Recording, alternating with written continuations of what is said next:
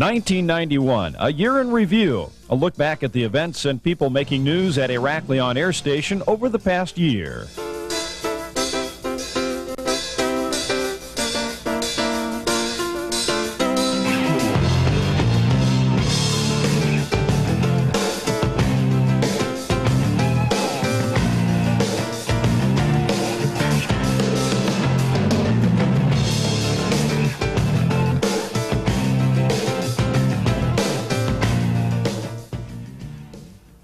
Happy New Year. I'm Jim Helgevold. 1991 may go down in the history books as one of the most dramatic in the last 20 years. The United States entered a new year with 500,000 troops and millions of tons of equipment in the Middle East. The U.S. and its allies responded to a call to liberate Kuwait following Iraq's August 1990 invasion. American bases in the U.S. and overseas contributed people and equipment as part of the largest and quickest mobilization in history. Without an airfield, the role that Heraklion Air Station played in Operation Desert Shield and Storm was primarily one of support. 34 airmen from the base deployed, 2 are still in the region, and those left behind were pressed into often very unfamiliar roles as a result of the increased security imposed on the base. 12 and 16-hour workdays, security police augmenter duty, and a constant eye on the news filled the early months of 1991. By February, with the fighting over, it was time to assist those devastated by the war. When the call went out for support, Operation Provide Comfort came to life. Kurdish refugees by the tens of thousands forced to leave their homeland needed help, and members of Heraklion Air Station responded. 25 men and women from the base found themselves employing their professional skills in places like Salopi, Turkey, and Kirkuk, Iraq. 6 Heraklion airmen are still deployed to provide comfort too, and another pair will be on their way soon.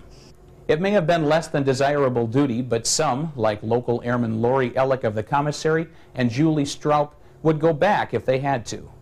It was a good experience. It made me strong. I think I could do it again if I had to. Well, I was glad to be coming home, but it makes you wonder. Most of the Kurdish are back in their homes now. Are they going to be staying that way? Is Saddam going to be doing anything else against them? Or is everything we do all for nothing? Greece was a vital ally in the U.S.-led effort to drive Iraq from Kuwait. During a 9-day tour throughout Europe in mid-July, President George Bush stopped at Suda Bay Naval Air Station to thank Greece for its continuing support. And finally, we plan to transfer to Greece from existing NATO stocks a large number of tanks and artillery that will measurably increase Greece's defensive capabilities.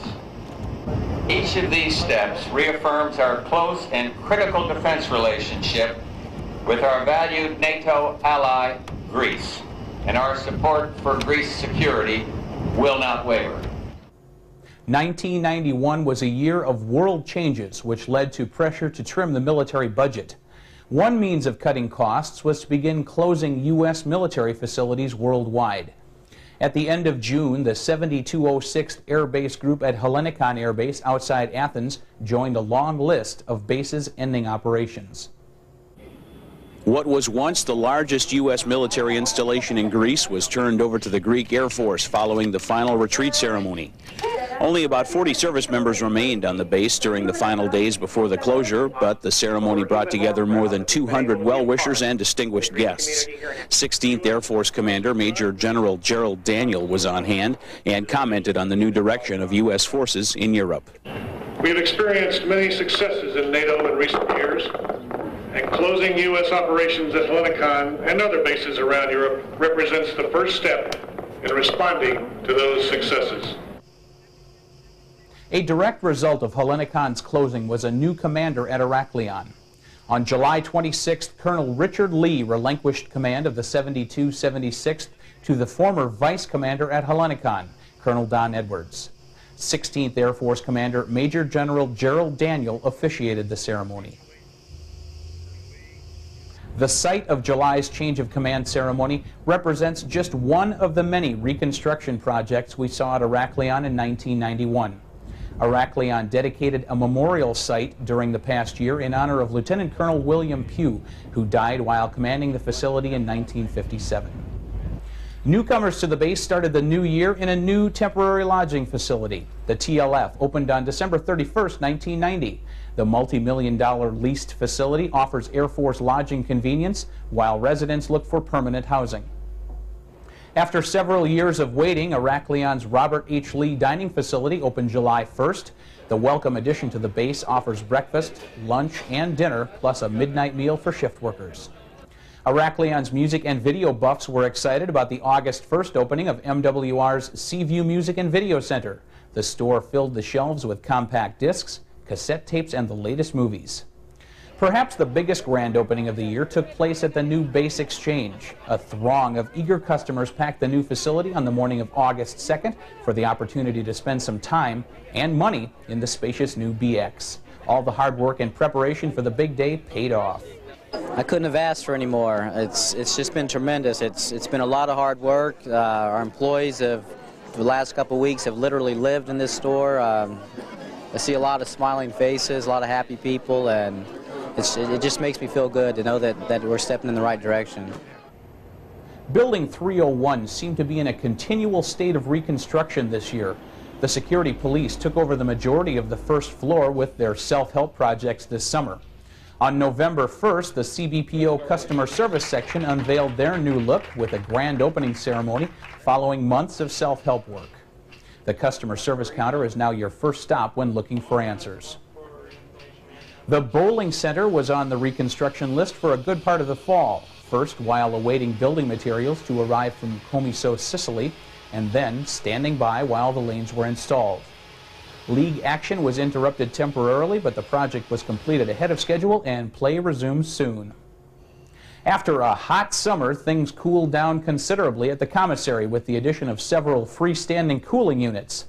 The units provide more display room and are considerably more energy efficient than their predecessors. Don't even think about putting away those air conditioners yet. Today's expected high temperature, 102 degrees. And speaking of hot, Herakleon residents spent another summer doing what comes naturally on an island paradise, just hanging out. Splash Day at the base beach brought together hundreds of base residents at the end of May for a day filled with fun. The Air Force variety show Tops in Blue visited the base in October. The group's patriotic message centered around the contributions made by military members and their families during the war. The 19-member cast and crew entertained throughout the October night to the delight of a huge crowd. At the end of October, the AYA helped us get into the Halloween spirit by putting on a haunted house for all those brave enough to attend. Many of you volunteered your time and talents to help make the event a hauntingly big success. In November, some of Herakleon's finest entertained a standing room only crowd at the 7th annual Puttin' on the Lips lip sync contest. Over 250 people packed the theater to enjoy the event sponsored by the base hospital. A distinguished group calling themselves the Hot Hussies walked away with first place honors after an unforgettable rendition of the 1963 Chordettes hit, Lollipop. The proceeds, totaling over $1,400, were donated to the Caliviani Girls Orphanage. The girls from the orphanage were on base 2 weeks ago for the annual Christmas party sponsored by the Rec Center and the Chapel. 75 young ladies spent the afternoon with base members who had sponsored them for the day. Each girl received Christmas presents and enjoyed a great meal at the Dia Club. When the Air Base group was looking for a fundraising idea for their Christmas party, the answer was right in front of their face. Well, more specifically, there were pies in front of 6 faces. A half-dozen lucky people donned ponchos following an auction and met face-to-face with Mrs. Smith, the famous pie queen. Being stationed overseas allows service members and their families the opportunity to learn about different cultures. We are exposed to a wide variety of Greek holidays and celebrations throughout the year, and the EBS cameras were on hand for many of them. In July, World War II veterans from several countries converged on the island to commemorate the 50th anniversary of the Battle of Crete. The veterans toured many of the battle sites on the island and capped off their stay with a colorful parade through the streets of Herakleon. The sight of these troops and the memories of the hardships endured 50 years ago are still strong in the minds of many, including those who fought here. Men like Jim Carstairs and Jim Casey. We both shared a tear, didn't we? Yeah, we both knew here. And it is just about maybe 4 months, short of 50 years since we last saw one another. No, it really is. That is comradeship. The reunion gave these veterans an opportunity to renew old friendships and exchange old war stories. And many talked about the unique relationship they had with the Cretan people. Families would often adopt the Allied soldiers who had been sent to help liberate their country. Many of these men still refuse to take their well-deserved credit for the Allied victory. Instead, they continue to praise the Cretan people for their part in winning the battles. We only did our duty. The Cretan people were the heroes. Never forget that, the Cretan. Freedom or death, they taught us that. They're the most wonderful people I ever met in my life. In mid-August, the Greek people commemorated Armed Forces Day in honor of military members past and present with a wreath-laying ceremony in Iraklion's Liberty Square. The event brought together political and military representatives along with hundreds of spectators. At the end of October, Greeks paid tribute to former Prime Minister John Metaxa with colorful parades through city streets. In the early stages of World War II, Metaxa was approached by a representative from Italy and asked to surrender the island to the advancing Axis powers. The Greek leader's reply was ohi, no, and that bravery helped preserve Greek independence. In November, one of the holiest days of the Greek year was celebrated in Iraklion. Mias is the patron saint of Iraklion, and St. Minas Day services were held at the cathedral bearing his name. A processional through the city streets was led by the Archbishop of Crete, Archbishop Timothy. Greek hospitality is known throughout the world, and their generosity was evident a few weeks ago when the Greek elementary school in Gurnes hosted a Christmas party for the second grade class from the Jack R. Kern School. The language barrier didn't stop the kids from making new friends and sharing traditional Christmas songs. The day was highlighted by a delicious meal prepared by parents of the Greek children. Iraklion Air Station prides itself in the excellent cooperation it has with the Greek community. This fall, the base hospital instituted cardiopulmonary resuscitation training for the healthcare providers at Iraklion's major medical facilities. The CPR classes are taught on base, in Greek, by members of the base hospital staff.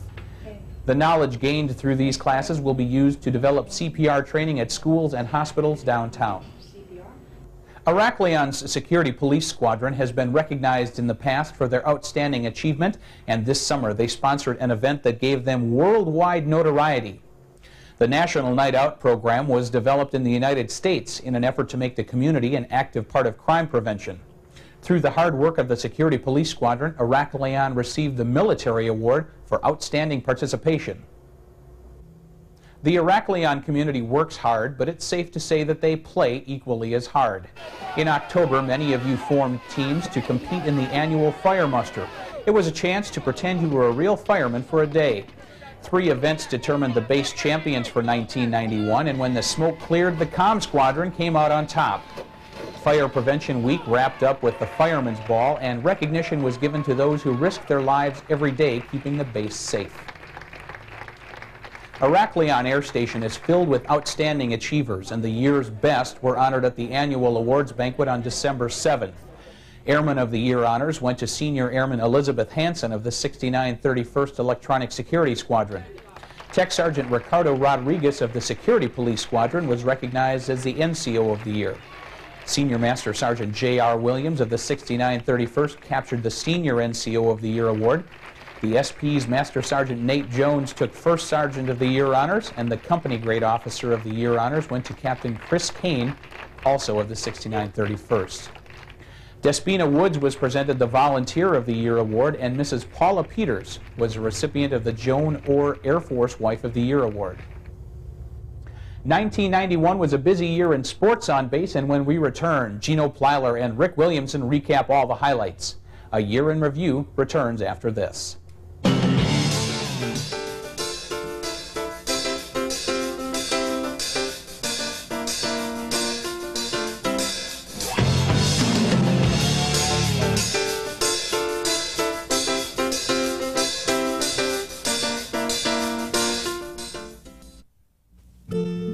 Lonely, an adjective. Definition: solitary, standing apart from others of its kind. Isolated. Cause: not sending publicity to AFEBS at least 2 weeks in advance of your event. Cure: Bring your publicity request to EBS in Building 95 next to contracting. Be sure to include date, time, and location of your event, as well as your signature and contact number. Used in a sentence, with no one at your event, you will be very lonely. Hey sports fans, how you doing? My name is Rick Williamson. And I'm Gino Plyler. And this is the year in sports for 1991. Well, it started off on kind of a low note. The Herakleon's varsity basketball team didn't get to take part in the MSC tournament, which would have been held here because of the war. But then we moved on to a brighter note, softball season. That's right, Rick. With the war behind us, all the athletes, the All-Stars, gathered down at Pappy Field to take part in softball 91. It was a great season, a lot of outstanding plays, and we're going to see it all, the lowlights, the highlights, the great plays, and those memories that made softball 91 so great with the champion Days Demons. And we're going to see it all right here in a video look back with Robert Tepper. There's no easy way out. Enjoy it.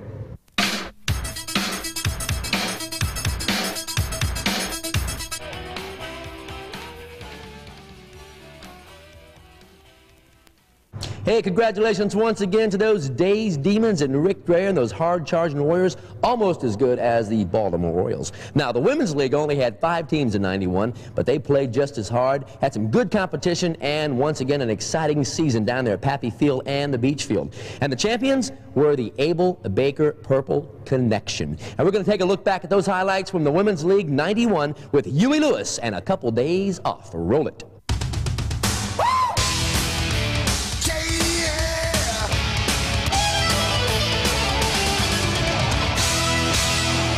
1991 was also a good year for tennis and racquetball. Lennox Maynard took the top honors in the tennis championships and at the MSC racquetball tournament held here at Herakleon. Craig Reif and Colonel Redhead came out on top.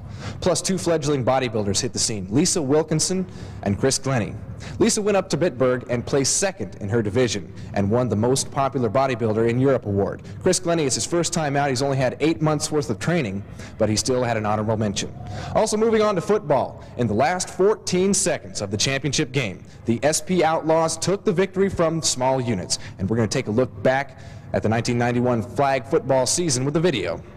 Here's Hank Williams Jr. and the Herakleon Football Boogie for 1991.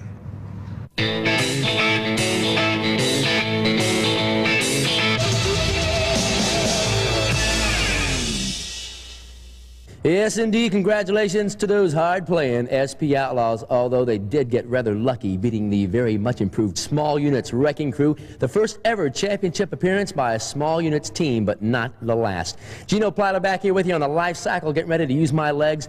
And speaking of using your legs, we had a few athletes take part in some major league running events this year. Major Zielinski, Chief Ryan, Captain Mandoni and Rich Green made a trip along with me up to Athens to take part of the Athens Marathon, and they didn't place in the top 10 or the top 15, but they did very well. Their first marathon, all 4 of them did as well as you could expect if you're running 26 miles, 385 yards. And as you can see right here, they were some tired puppies at the end of that long trek. And about 2 weeks later, believe it or not, they decided to make the long run up to Mount Eadry, the top of the hill, and Major Zielinski came in second. Rich Green didn't take part in this one, but Chief Ryan and the rest did, and as you can see from the highlights here, we had a great time, a good finish, and a good effort put forth by the people of communications. Also, Coast to Coast Run, a charity event, raised lots of money, and as you can see by this video, there were a lot of runners taking part. Some were running, some were walking, and we even had bikers. And you can look for more charity events, the running and the walking type, coming away in 1992, and whatever you do, get out there and support them. Well, that's it, sports fans. The final buzzer has sounded on the Sports Scene 91. But before we get out of here, we got to mention something we almost forgot, and you know what that is, Rick? The Picks of the Week Award Show, Super Bowl Sunday. Tune in to EBS. We'll have the cutest pick, the worst pick, the best pick, and the best musical score. That's the EBS Picks of the Week, Super Bowl Sunday. You don't want to miss the singing chaplains for sure. See them again, and they do parties, right? Very well. So make plans to be with us Super Bowl Sunday for the Picks of the Week Award Show. That's our show for 1991. We'll see you on the field, on the courts in 1992 on the Herakleon Sports Scene. Happy New Year.